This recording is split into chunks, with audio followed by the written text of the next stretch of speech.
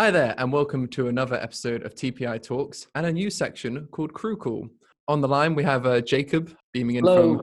sunny Liverpool, and we have our guest Roland Greil calling in from Munich. Hi, Roland. How you doing? Hello, good morning. I'm very well, actually. I'm enjoying beautiful sunny weather out here in Munich, which is great, to be honest, because thanks to this pandemic situation, I've got a little bit of time with the family and to enjoy some time home and to regroup.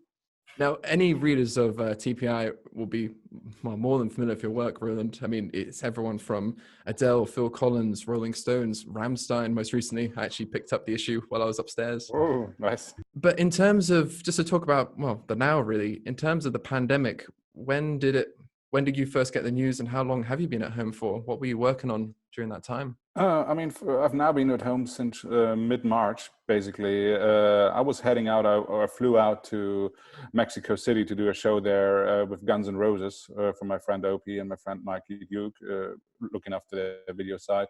And that was pretty much the weekend when the whole world went into lockdown and the whole industry broke down pretty much. I mean, beforehand, obviously, we all heard about Corona and it kind of, you got all these limitations over here in Europe already and the regulations, but America and especially South America was still open. So you thought, okay, I'll do the South America tour, which was planned to be, I think, a good 5 weeks all over the Southern Hemisphere. And we flew out to Mexico, and as I touched down on the American continent, I got an email already. It's like, there is a chance that we won't do the whole tour. So, that got interesting. And finally, we just did this one show in Mexico City, and then the whole other leg or part of the leg was postponed until who knows at the moment. And after 5 days out there, I flew home again instead of 5 weeks, and that was 13th of March, mid-March roundabout. And since that, I've been home and enjoyed a bit of time off, and also time with the family, as well as gave me some time to work on new ideas, which is great. Yeah. I mean, it's a kind of thing we're hearing from a few designers, especially like how often have you had this much time at home? So are you finding that you're able to get those ideas that maybe being kind of like, pie in the sky kind of designs, but just never had the time to kind of actually put them to paper? Absolutely, absolutely. I mean, working on new ideas on the design side, as well as looking after new ideas on the business side, is like normally, because you're normally always traveling. It's like in the last 25 years, I've not been in one place, let alone home, for that long, or for longer than whatever, a month or two possibly. And now I've been home for already 3 months, and beforehand I was home a little bit as well. So technically, I've been home for quite a long time, which gave me a lot of time to think about new stuff and work on new stuff together with my friends like Florian Vida and people like that, and get ready for the restart, and also gather some new creative ideas, which you normally hardly get the time to because of the crazy madness we're living in, traveling the world. Yeah. Now, I mean, there's some clues to some of your work, like just behind you, actually, with the Phil Collins poster. Yeah, it's true. But before we get to that, I was quite keen to just kind of like wind the clocks back and just talk about, I mean, how did you first get started in the live events industry? That's technically a long story, but I'll try to cut it short. Me as a little Roland, I went to a country and western concert, or my dad took me to a country and western concert when I was about 8 or 9 years old. And for whatever reason, little Roland saw this sound engineer with his mixing board. I was fascinated by that mixing board and by the guy, what he's doing there with the music and so on. And that was the moment when I decided not to get an astronaut or a firefighter or a pilot anymore. I wanted to be a sound engineer.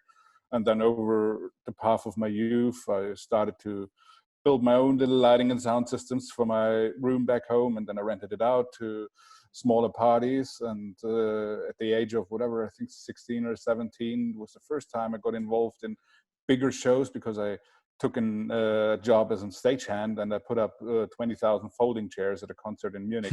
And I felt like on the pinnacle of my career, and I thought, oh, I made it. Now I think it was Eros Ramazzotti and Tina Turner playing a gig in Munich.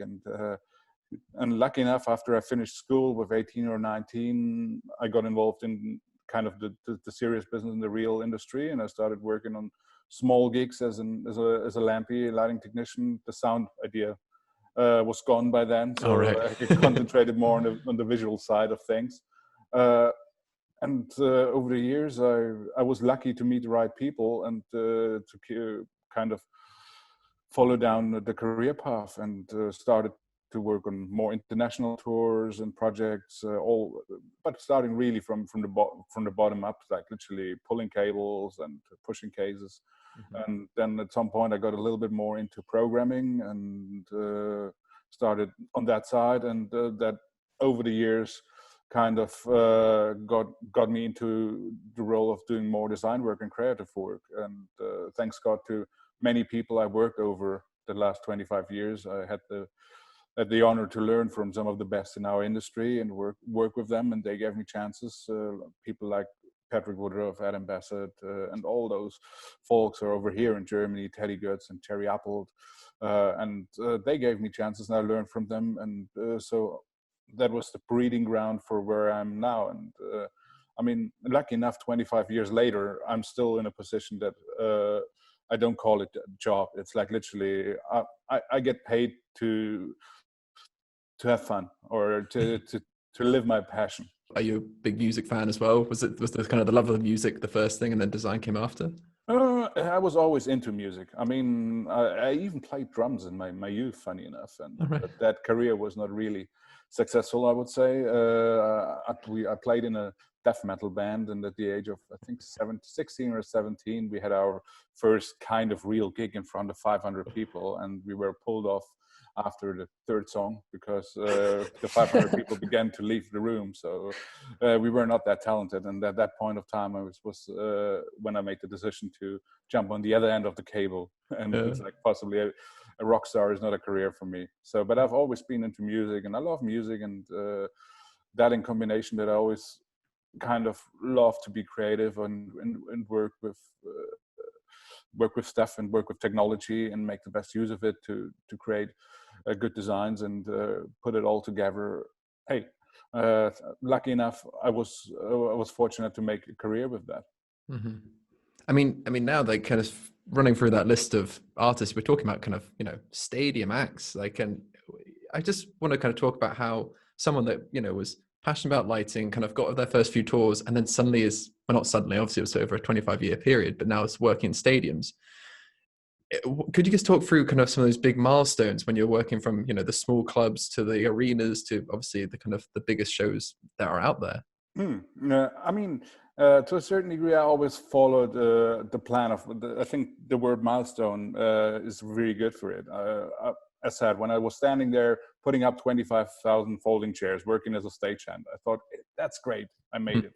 But then I saw the guys rigging the lights on stage and putting up the speakers, and I thought, I want to work there someday. And I possibly did the right things and was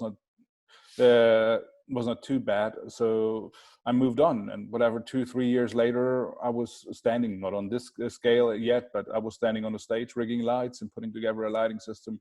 And then I thought, oh, there was this German artist. They were touring with whatever 8 trucks full of equipment. I want to be out there. And 2 years later, so I always set these milestones, and I kept on pushing. I kept on kind of learning by myself, and kind of really crafting or honing the talents and honing my skills.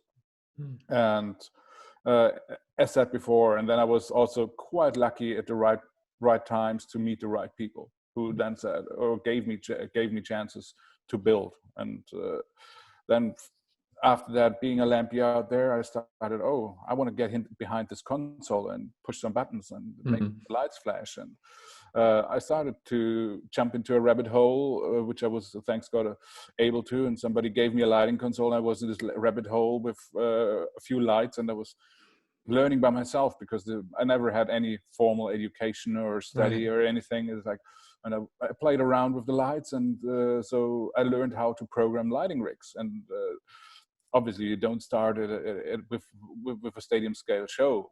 When I started on small club gigs and things like that. But that was, I think, really good as well, because you learn your craft on a small scale. You don't learn or you sure learn on a stadium scale, but the basement for all your work on bigger scales is definitely a deeper knowledge of the small stuff. And ultimately, I'm still a believer in the point that you can learn way more working with a small lighting rig, like whatever. It's way more difficult and ambitious to create a 2-hour show with whatever 24 park ends and 6 moving lights in a club.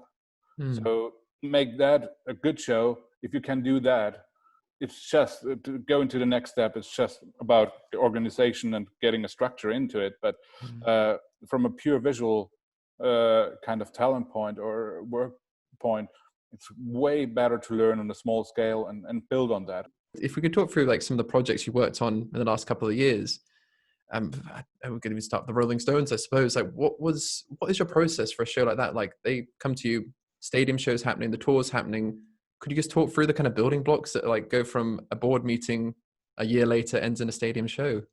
I mean, talking to the Stones is basically the video side is my part on that, but the overall concept is as it has been for the last over 30 years with Patrick, who's a very close friend, and we do a lot of shows together. And it's always every kind of if you talk a normal, if you look at a whatever show, it doesn't matter if it's stadium or arena sized. The very first steps is to get a real kind of good background knowledge of the artist, of the show, of the people behind it. What is their mindset? What is their message they're taking out? What is their kind of music? But more to the, way deeper than just the music. It's more thinking about who are those people? What are they? How do they want themselves to be presented to the audience with their art? And when you get this knowledge together, obviously you start, hopefully you'll be in the position to start conversations with the band and with all involved people and all the other creatives, and then you start to build on that literally. And with this building blocks, you begin to envision a design or some design ideas, which will be refined down the road. And then obviously with all the creative work you're doing, you should always have in the back of your mind also the technicalities of a show. So obviously you're playing, for instance, stadiums, but what is the budget of the production? What is kind of the size you can do, and all those factors.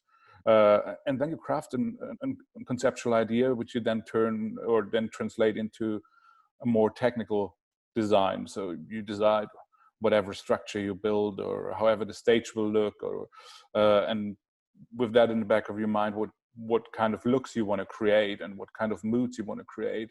You put together all the more technical bits and pieces, while on the lighting side it is like which lights you put where, or on the video side, kind of, do you want to have screens, what kind of screens where, and also within the back of your mind, already thinking about what do you want to do on those screens, what kind of content you want to use, or what do you want to do regarding iMac, and all those things. And that refines down the road, and bit by bit you come closer to a final design. And that always, it's all about collaboration. I mean, it's collaboration in between the designers if there are more than one. It's collaboration in between the creative team and the artist or the director if it's a more theatrical show. And it's bringing all those bricks together.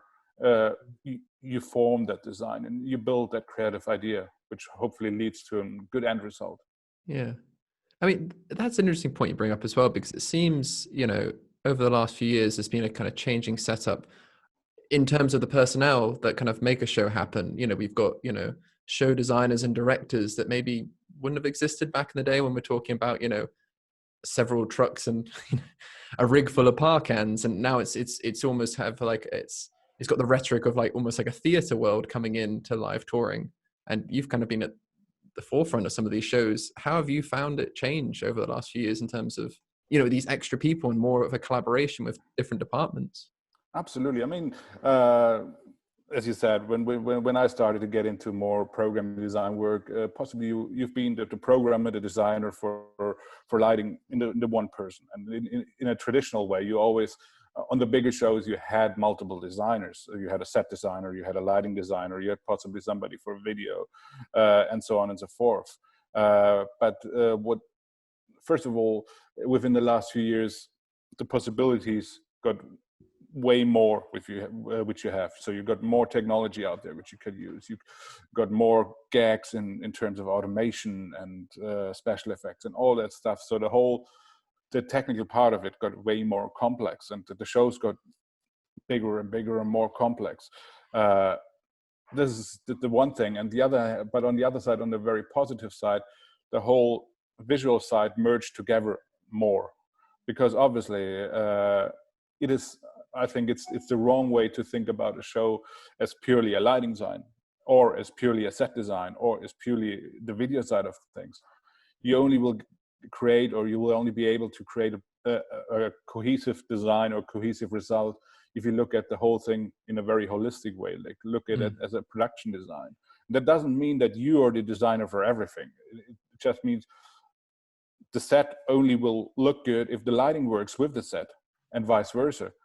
The lighting won't be good if the set looks shit, or if the video is good. And so all elements, literally, because if you really think about it from a pure design standpoint, we design what either the camera or the people in the stadium or whatever or whoever sees. It's the whole visual thing what we design, and all those elements, they need to work together pretty much. And if they work together, you create magic, you will be flying. And therefore obviously, in that combined with the complexities, obviously the roles will be still there. You will need somebody who is specialized in lighting. You will need somebody who's specialized in set design or production design. You will need somebody who's really into creating video content or looking after the video side.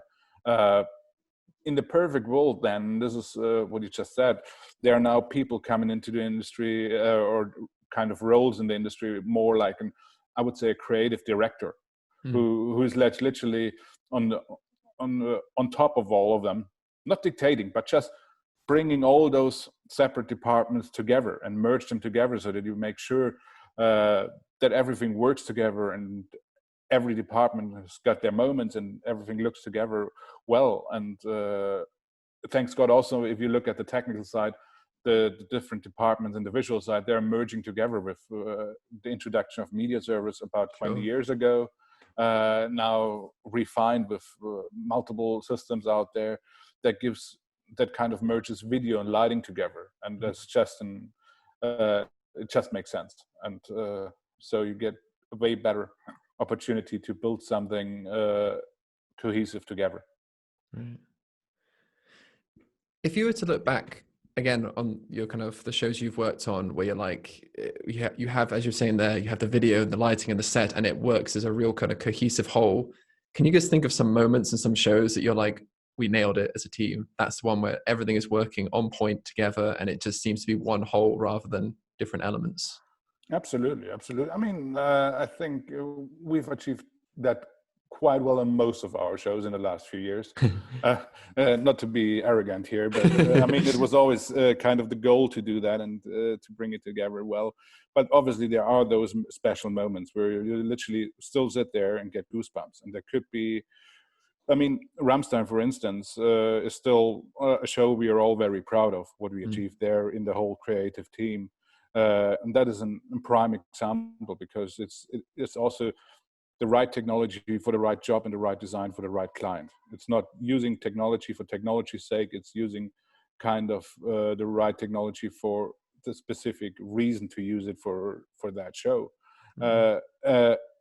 As well as, I think, the last Stones tour I've been involved in together with Patrick for the last few years. That is one of those things. It's like there are moments in the show, whatever, Sympathy for the Devil or so, where it's like literally the whole thing is one image, the whole thing. And then it is an image which is a picture frame, because that's the other thing. It's like whatever we do and however big our show or design will be, it is still only kind of the picture frame or the canvas where the artist paints the real detail in, because the stars of the show are not our lights or our set or our video walls. The star of the show will be the artist on stage, and he's got to be in the center. And if you achieve all that without kind of overwhelming the art which happens on stage, then it's one of those moments where you sit there and it's like, hey, you get a goosebump still, and it's like, wow. And they don't even need to be huge or big. It's like I've got it as a photo on the wall somewhere here in my house. I think 7-8 years back I did kind of a crossover ballet modern dance show, Romeo and Juliet. It's still touring, and there's a good show, and it goes well. But after their last number, before they come out for the bows and do one encore number, we created this one scene together with the director, which is one dancer on the stage and one light behind him. Just a lovely backlight effect with one light. And that shows that sometimes it's not about the quantity of lights, it's not about the quantity of video or any technology or set. It's more about the right moment, doing the right thing at the right moment. This moment, and I saw the show again, I think 2 years ago or so, and I was sitting there in the theater, and I thought, it was not bad what we did back then. And it's like, okay, you would do that different, and you would do that different now. But then this moment came in the show, and it's like, still one light, one guy, better than possibly shows I did with 1,000 lights and every gag in the world. And you mentioned, Patrick a few times, and then like Woodruff Bassett Design as a whole. What was the first show you worked on together, and when did that collaboration first come apart? It was funny enough. It was come together. That's what I meant. Come apart. Not yet. No, the first show I worked with them, I mean, it started beforehand with me doing some visualization work, because in the early millennium, I was playing around with back then VisiWeek and things like that, and we tried to sell the service as well, which was fun back then. There was not a lot of acceptance within the industry yet, talking the early 2000s. But anyway, I can't even tell you, I got in touch with Patrick and Adam about 15, 20 years ago-ish. And at some point down the road, there was some need for renderings at Patrick's end. And Adam put us in touch, and I did some rendering work for them. And we did some projects, and then there was, I think, not sure what really the first one was, possibly a small theater show or something, but very small scale. And at some point there was the need for somebody to look after the little show with them, and we started to work together, and the whole collaboration grew from there. I mean, the shows got bigger, and I jumped in new roles, and by now I'm proud to call all of them within that camp good friends. I mean, it's like literally we do a lot of work together beside of my individual work, and beside of my other work. We've just founded a new company with my other friend Florian Rieder for holistic design. But still within the WBD camp, it's great because it's friends and we work together very well, and we did a lot of work in the last years together. Yeah. And just to go about that new project as well. So I believe it's the Black Project. I believe it's the Black called. Project. Correct. Tell us about it. What's the deal there? The deal is like literally, I mean, I knew Florian for quite a long time, but beside of that, we both come from Munich. We both worked not parallel, but often in different worlds, because he was his big chunk of work is within the broadcast world, doing all these VMAs, MTV Awards and Eurovision, and he did great work in there. And so, but we always stayed kind of friends. And at some point down the road, we thought, hey, why don't do some work together? And this is also last year when we both came together to do Rammstein, and we did Rammstein together, and beside of 2 other projects. But Rammstein was literally kind of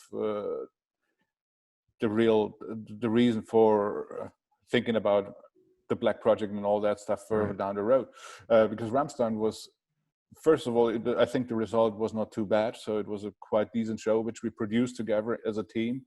And as well as we found out that we work together quite well. So we've got a very similar mindset, a very similar take on the creative process and how to attack things. And also, and we also both thought it's like a key for really, as I said before, the key for a successful show, whatever, if it's broadcast or concert or anything, is like literally that is is a holistic approach on it. You can't look at it just purely as lighting. You can't look at it as just purely set.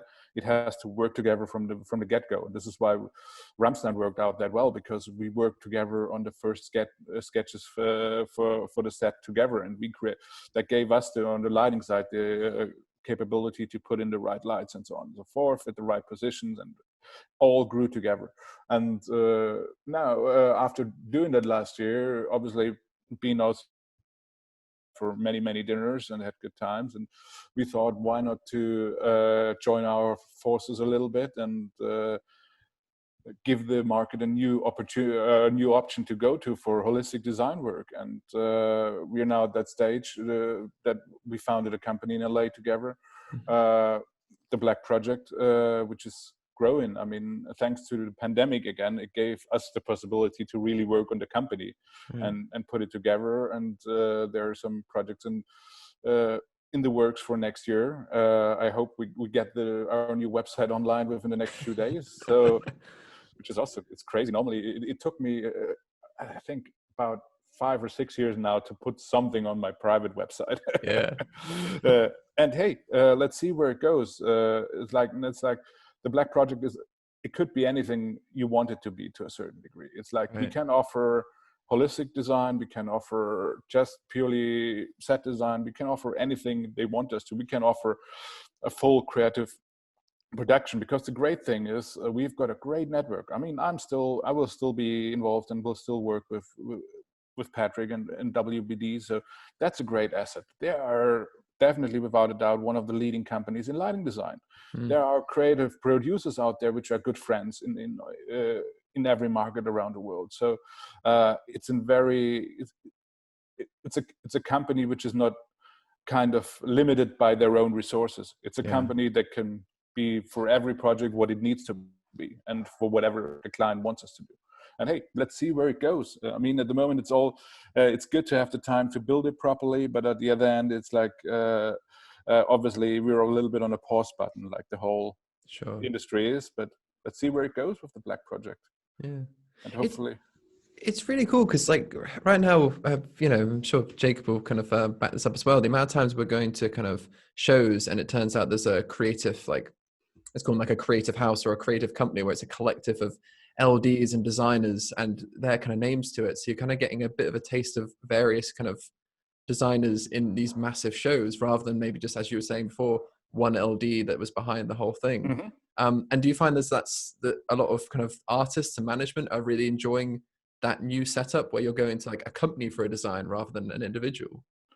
I think absolutely. And I think that's definitely, if it's good or not, but it's the way forward. I mean, especially younger managements or younger bands or clients, they prefer to have one company to go to, or one guy to go to.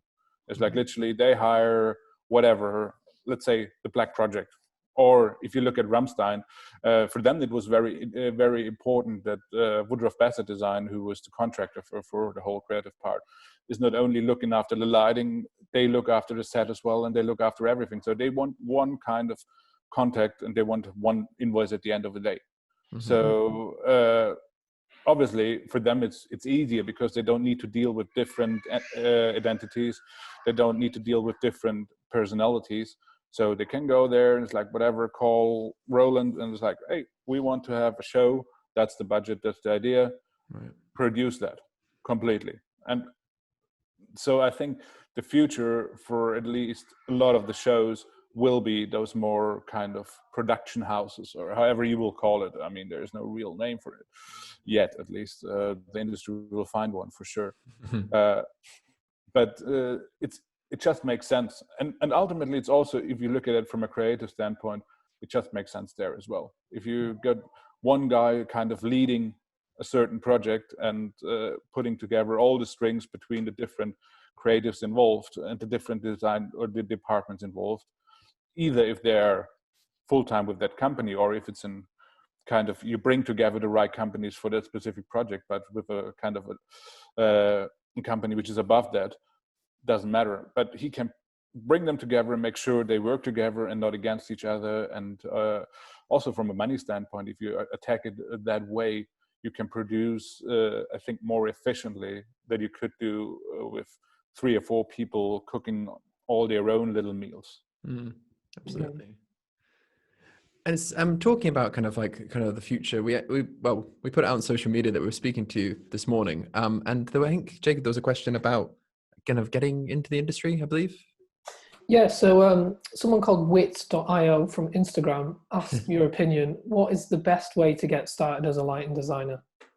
From my point of view, is really, I would do it exactly the same way again as I did it, to work your way up. And even, I mean, you've got the great kind of possibilities to go to university in England and study lighting design, which definitely will give you a great kind of basic knowledge, and it gives you the formal education. What it doesn't give you is obviously the practical information to work out there.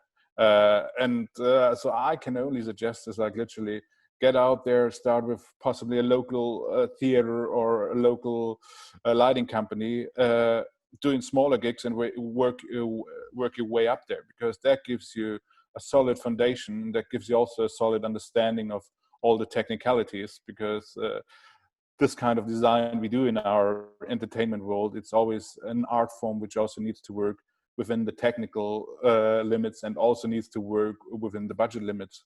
It's as much as I would love to have a project where you can spend all the money in the world and you can build everything where you want, that's unfortunately not the case. So having worked your way up there through the ranks, starting to rig lights and how it technically works, and then start programming and go from there into a more design side, gives you that understanding of all the background, which is a good breeding ground for being a successful designer. And I think that's possibly 50%, and the other 50% is just be a nice guy. Don't create any ego.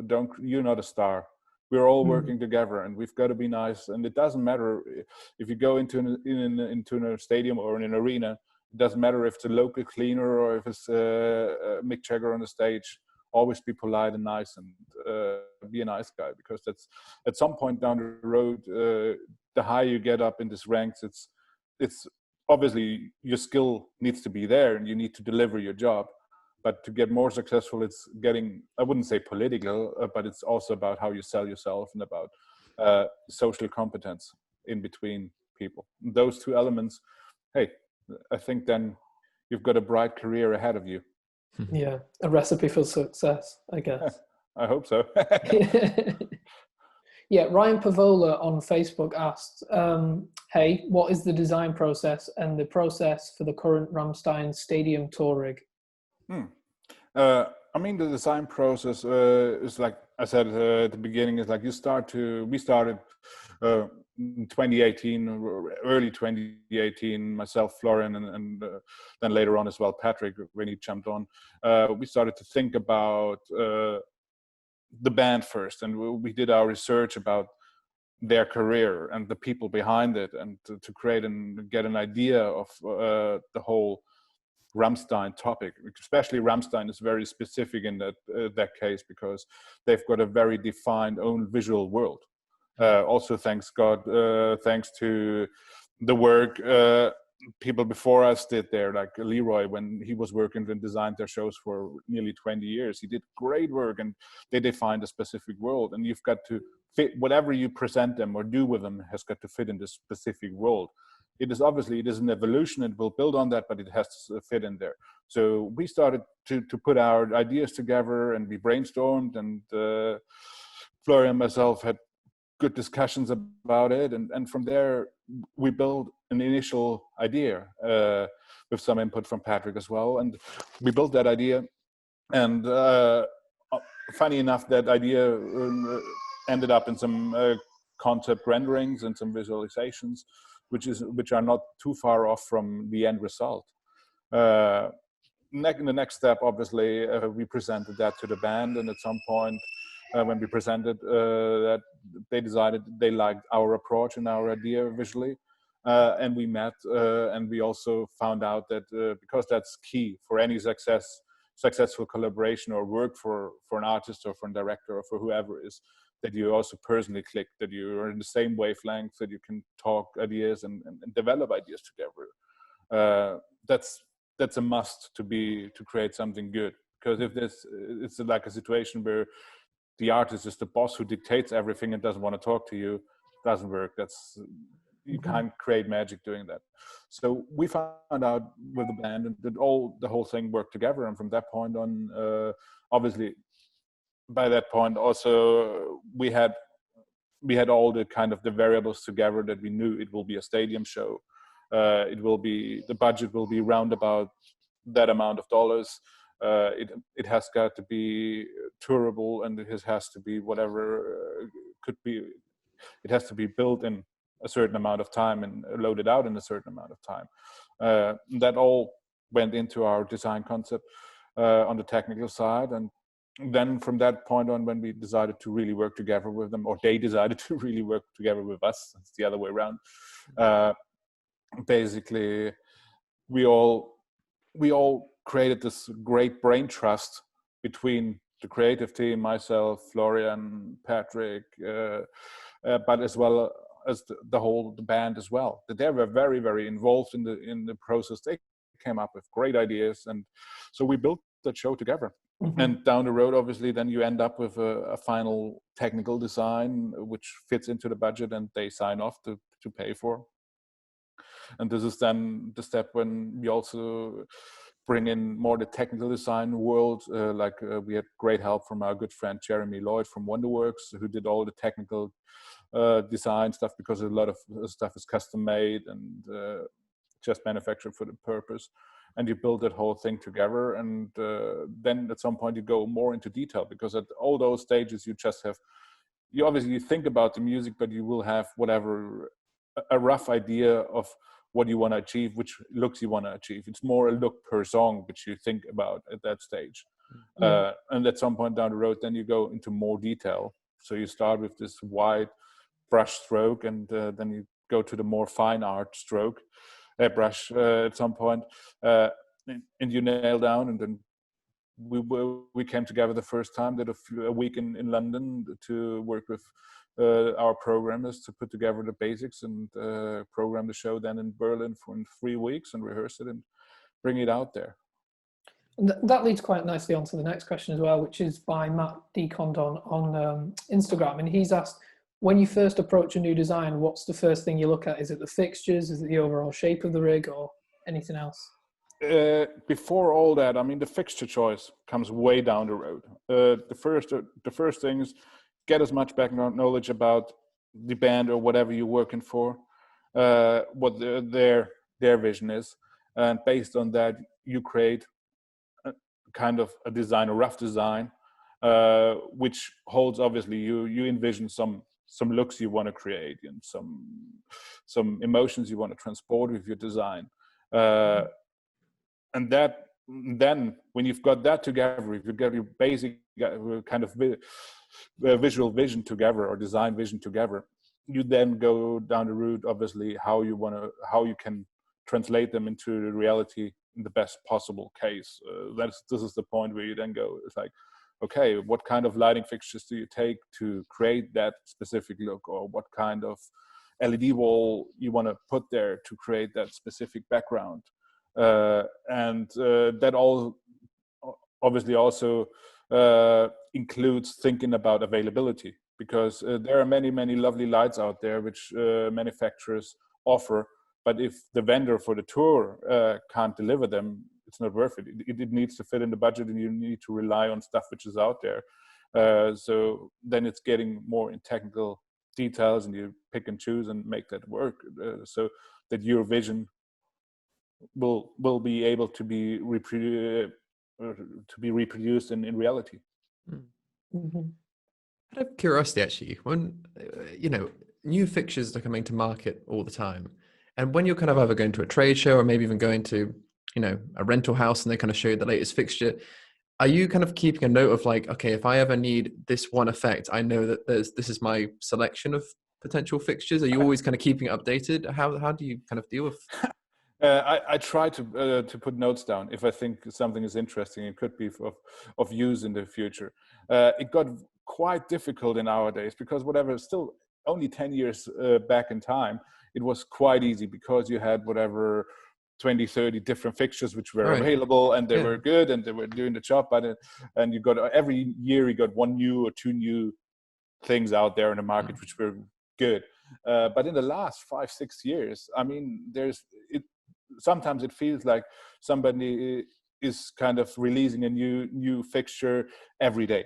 It's like, and with the craziest names, and we've got so many manufacturers, and most of them, or nearly all of them, produce good quality lights. It's not even that you can't say you can only whatever very light Martin and high end are reliable anymore. You've got plenty of them. I mean, all of them, they're really good.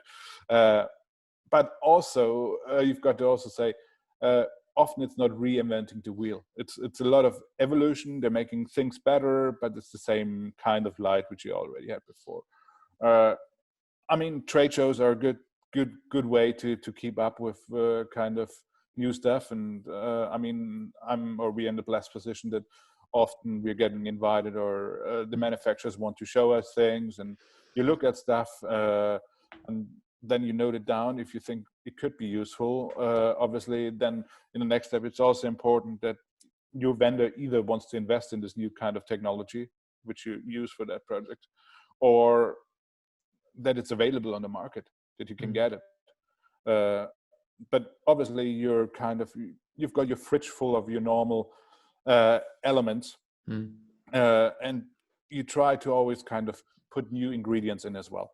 But I'm still a little old school. If I like a fixture and it works and it does the job for me, it doesn't matter. I don't need the newest light in the world if it doesn't add any benefit for me. So whatever, I'm still using a lot of whatever, a certain fixture, and I've used it for the last 5-6 years and it worked. It's like, but then also you could end up that whatever manufacturer X gets out this beautiful new light, it's a complete new effect, never seen before, and it's perfect for the show. And then it's like, all right, that goes into your fridge again. You've got a new ingredient. I suppose that must be what's kind of cool right now is like, pre-visualization software has just come on leaps and bounds every year. Like, if you've got your kind of, if you've got your set kind of set up, you can just probably drag and drop this new fixture and actually get a bit of a real kind of idea of how it can look in a show. Are you finding that's becoming more part of your workflow these days than ever before? Absolutely. I mean, as I said before, I've been into pre-visualization quite early, which was quite interesting. And I mean, we fought the battles and we tried to sell our services. We've also pre-programming or pre-queuing shows, which was not easy, at least not in Germany in the early millennium. But ultimately nowadays, it's a great asset without any doubt. And I mean, with new software coming out on the market, it's getting better year by year. First of all, obviously, it's good to show off your ideas and to present them to your clients, but also it's a good kind of proof of concept, because you could put on your lights and they will show you quite realistically if you've got this light at the end of a stadium, it won't hit the stage there. Or something like that. And if you think then about camera shots for a broadcast or for IMAX shots on the screen, you can move around in your virtual world without having to spend fortunes and fortunes and fortunes on rehearsal time and that stuff. So it's a great asset without any doubt. And you mentioned the information overload sometimes when it comes to new fixtures coming out again and again and again. Are you finding that the same thing happens in the pre-visualization world, or are you sticking to one particular product? To be honest, I've not followed it that much in detail, because in the last few years, because of the lack of time, and I was in the luxurious position that drawing work as well as visualization work was done by somebody else for us or for me or however. So I just follow it a little bit. But by that, I think not in that speed like you get new lights. I mean, there've always been 2-3 different platforms or softwares out there which kind of have been around, and one stage software 1 was a little better than software 2, and it was always kind of level. But not saying it, I don't want to do any advertisement. What I followed and what I saw now, what was presented to me from various colleagues, is that last year it was something, a new company came to the market, even from my home country, and they put out a new software which really was kind of a big step. It was not like a little bit better. It was not a little different. It was really a huge step, and it's quite impressive what they do. Mm-hmm.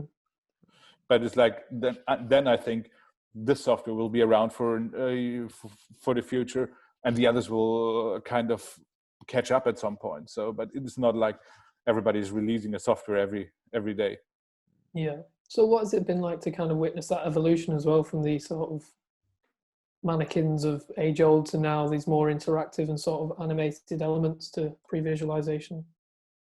It's pretty cool, actually, and pretty impressive. And I mean, and also that our little small industry is catching up a little bit, because obviously if you look around what's possible with modern day computer technology, with whatever, all these computer games, all these Unreal shit. And I'm not a computer gamer at all, but I was like, saw a little bit the evolution of it. And I had friends who had the idea of using those Unreal engines and that stuff for visualization even 10, 12 years ago. And that would have been what they toyed around, was pretty much right there where most of the previous softwares are nowadays. But it's great. I mean, it's helpful, obviously, and it makes the process way more efficient. But also, on the other hand, I still love a good old hand sketch or a scribble or a draft from somebody who's talented. It's like it's not the holy grail. It's not. It's a great tool. It's a great asset. Used in the right way, lovely. But Mm-hmm. there will be still also the analog ways of presenting stages and things like that. And it's also interesting how we're talking about kind of video games, and now we're in the stage of lockdown where that's even looking like a possibility for certain shows right now, right? Like these kind of, and just on that topic, in terms of some of these more inventive shows that have been happening in the last month. I mean, I know Germany, you've had so many drive-in shows, for instance. Is this anything kind of, have you been working on anything in terms of those kind of new kind of projects that are kind of socially distanced events? Or are you interested in them anyway? Oh, absolutely interested. I mean, at the moment, it's definitely just it's the only way to do a live show with an audience. I mean, either you do it virtually. I'm not a too big fan of all these stream shows or streamings, because that's like, and even we talked with our friends from the broadcast world a few weeks or a month or so ago, that all the kind of, if people stream an old recorded live show, whatever, the Rolling Stones live at Wembley Stadium, whatever, an old recording from a live show with an audience, and if you compare the ratings of such a stream with one of those streams from whatever, Lady Gaga's living room, which is live at that moment, even though it's live, kind of the stream from the old recording has way better ratings than the live stream. Yeah. Obviously, because a live show also lives a little bit because of the live audience and because of the experience. Mm-hmm. Obviously, with social distancing, the opportunities are limited. So either you do something crazy, like I'm not sure who it was, but in Fortnite, in one of those computer games, where they did this show, which was a super success, and it's a cool take. It's possibly wouldn't be my cup of tea, I would say, but that it's like possibly I'm a little too old for that already. Nevertheless, it's great that people do that. And on the other hand, you have this social distance concerts, like for instance, the Drivein idea, which is as said, I think that will be some kind of shape or form of that, even if it's a drive-in or a picnic concert or whatever. It will be the way forward, at least in the short-term, mid-term future. Because even though when we will return to a more normal, it will be a new normal. It will hopefully be not in cars anymore, but it will be a little distance. It won't be that crowded anymore. So, but for now, it's the only thing what I'm missing up so far, and I can't talk about it too much at that point of time. Yes, I've been involved in some ideas which haven't been out there yet, and we've been working on some stuff. But that would be on a different scale, because all what's happening now is on a very, very small scale. It's about 500,000 cars, not more. Mm. But that's I think that's the consequential next step. Whoever will take the step and whenever it will happen, we will see. But it could be kind of a big drive-in or a big social distance concert with, again, whatever, 5,000, 10,000, 15,000 people. But again, you've got to work with those new ideas to give people what they want, entertainment. Absolutely. With the rules we have over here in Germany, I recently saw, because now you can have gigs with audiences again, but the social distancing regulations for those gigs, they're horrendous. I mean, I saw an image from a shed-style gig somewhere in northern part of Germany, kind of an open-air amphitheater, which normally seats 1,500 or 2,000 people. And there was this band with a production on stage, and you had 2 chairs here with a couple sitting there, then 50 meters to the right, there was another 2 chairs. It looked horrible. It's like, that is not the way forward. And it's 10 times better to have 500 cars going crazy with headlights and partying out there than having those people. It will be interesting. Yeah, I think it's a conversation I think me and you had, Roland, like in the past, talking about how when you design a show now, I mean, obviously your first thought is like, how is the audience going to experience it? But then you've got to remember how there's going to be someone there like this with their phone, and it's going to be replicated in one way, another. And that's, you can see that's kind of infiltrating people's designs in the last couple of years. But now we're at a stage that, you know, whenever we kind of get a show back, there's probably going to be some kind of streaming element to almost every, especially if it's a big production. You can't imagine an artist is going to be like, oh no, don't worry about streaming for this one, because they're going to want to bring in the audience. So that's going to affect you then once again on the design. So I've got to think about the live audience, the phone camera person, and also the sweeping camera doing all those shots, right? Absolutely, absolutely. I mean, even though before this pandemic, I mean, in the last, whatever, 5-10 years, I saw it got so dominant that everybody's recording that show, and even already streaming it to YouTube, or after 2 minutes after the end of the show, you could watch your show on YouTube in a horrible quality, obviously, because the people are standing there with their smartphones. And I still love it. It was like, there was this graphic I saw a few years ago. It was like kind of the rock and roll hand move of the 70s and of the 80s, and then of the millennium. And I personally still don't really get it, that I go to a concert to stand there watching at the concert through my cell phone screen. But anyway, you've got to keep that in the back of your head if you're designing shows in nowadays, because that stuff, even if it's just filmed by a normal punter with a smartphone, it will go viral and it will go out there, and thousands of people will see it, possibly more than people who would see the live show in real. So it has to kind of, you've got to have it in the back of your mind to make it look good, kind of at least as good as possible on this little screen as well. And I mean, the other thing on streaming, and I think that could be definitely something for the future, is a combination as well. Like having real live shows, hopefully with normal audiences next year again, but also stream them and get more people in your audience, that you sell whatever cheap streaming tickets. Obviously it won't be whatever $100 for a ticket as you go to the venue, but have a $10 or $20 streaming ticket which you can log in, and I think there's a lot of potential in that, because obviously you could make it interactive, or a little interactive, that you can say whatever, because some people just want to see the singer all the time, some people want to see the overall concert, some people are not even there for the star in the middle. They love the bass player, or various things. And I think there's good potential to kind of move on to the next step, and let's see where that goes. Yeah, well, fingers crossed for the future, eh? Yeah, absolutely. There was one more question. I don't know if this is a friend of yours or not, but apparently there's a rumor that you're a bit of an oyster lover. Oh, that must be somebody who knows me, actually. I'm in general, I love food. I mean, I'm a proper foodie, and I'm a very big fan of oysters, and I can eat quite a lot of oysters. Yeah, he said, "What's the most you've ever eaten in one go?" And this is a question from Steve I would Facebook. say, I don't really know the exact number, but I would say about 50 or 60 oysters or something. It's like, in a system? Impressive. Yeah. It's like in my younger days when I could still eat more. Oh, I can't stand them at all. Really? No. Oh, It took me for ages. I mean, I hated them in my youth or when I tried it before. And it was, I think, my first visit to South Africa, funny enough, when I flew down there and had a good time in Cape Town.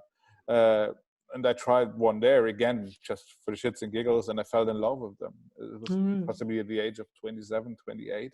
Yeah. And since that day, well, with good oysters, you make me happy. I mean, as with a lot of other food, as said, I love to eat. excellent. TPi Talks, asking the hard questions. Yeah, oysters.